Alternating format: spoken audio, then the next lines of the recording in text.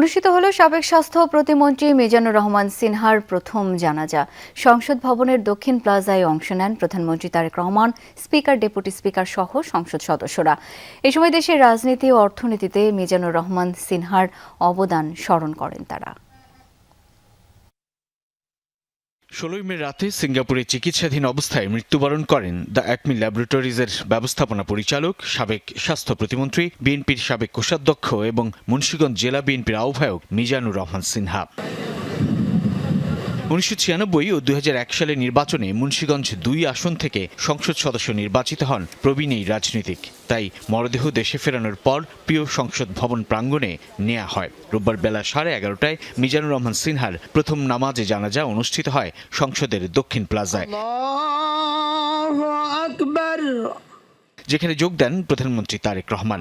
Speaker, deputy speaker, মন্ত্রিপরিষদ সদস্য ও সংসদ সদস্যরা জানান শেষ বিদায়। আসসালামু আলাইকুম ওয়া রাহমাতুল্লাহ। জানাজা শেষে প্রধানমন্ত্রী তারেক রহমান, স্পিকার হাফিজউদ্দিন আহমদ, বিএনপির পক্ষ থেকে দলের মহাসচিব ও স্থানীয় সরকার মন্ত্রী মির্জা ফখরুল ইসলাম আলমগীর, ডেপুটি স্পিকার কায়সার কামাল ও চিফ হুইপ নুরুল ইসলাম মনি মরদেহে পুষ্পস্তবক অর্পণ করেন। পিতার মৃত্যুর পর 1975 সালে তিনি অ্যাকমি গ্রুপে যোগদান করেন এবং 1983 সালে থেকে প্রতিষ্ঠানটির ব্যবস্থাপনা পরিচালকের দায়িত্ব পালন করেন। জানাজার পূর্বে সংক্ষিপ্ত বক্তব্যে মিজানুর রহমান সিনহার কর্মময় জীবন স্মরণ করেন তাঁর রাজনৈতিক সতীর্থরা। অর্থনীতিতে এবং রাজনীতিতে প্রচুর অবদান রেখেছেন।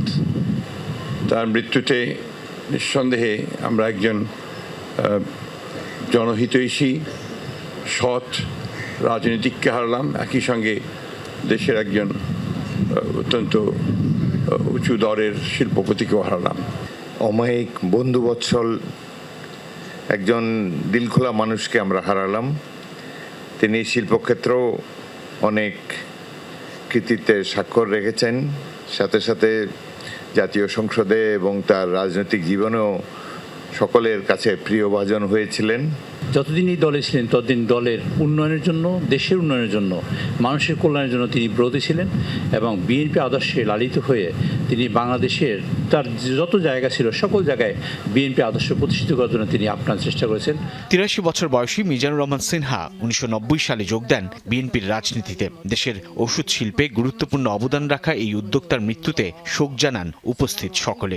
ওনাকে যে আপনারা চিনেছেন, ওনাকে যে আপনারা বুঝেছেন, এর জন্য আমরা ফ্যামিলির তরফ থেকে, একমির তরফ থেকে সবাই কৃতজ্ঞ।